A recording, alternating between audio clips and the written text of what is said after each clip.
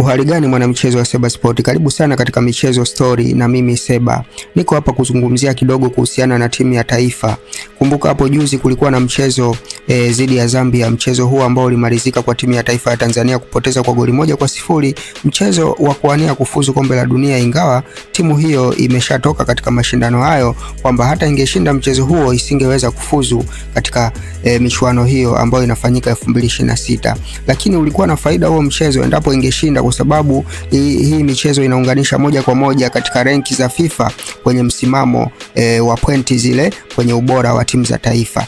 Lakini niko hapa kuzungumzia kwamba timu ya taifa ya Tanzania jambo moja ambalo linaikosti katika muendelezo mzima wa kufanya vizuri, wengi hawalizungumzia zaidi. Wanachoona ni kwamba ni maandalizi mabovu ya timu za vijana ambao baadaye zinaleta matokeo chanya kwenye timu ya wakubwa, lakini wanasahau jambo moja la muhimu sana. Jambo hilo ni lipi?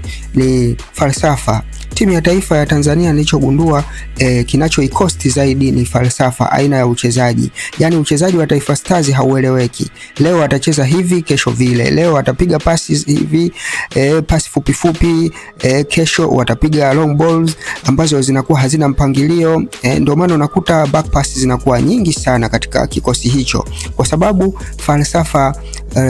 falsafa rasmi ambayo inajulikana kwamba timu ya taifa inacheza aina hii ya mpira haipo. Kwa hiyo endapo watachagua aina moja ya uchezaji, falsafa, basi itakuwa vyema kwa kufanya vizuri, na itakuwa rahisi pia kupata muunganiko, na itakuwa rahisi kwa kocha pia mfumo wake kufanya kazi, kwa sababu kila mchezaji anakuwa anajua kwamba timu inacheza aina fulani ya falsafa.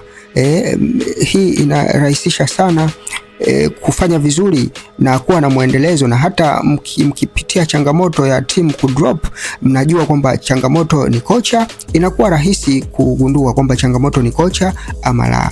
Lakini kiufupi, kama tutaenda kwa mwenendo huu, leo tutacheza hivi, kesho vile, basi tutakuwa watu tu wa kushindwa kila siku, tutakuwa watu tu wa kujaribu kila siku. Ya kwangu ni hayo. Seba Sport hapa, karibu sana.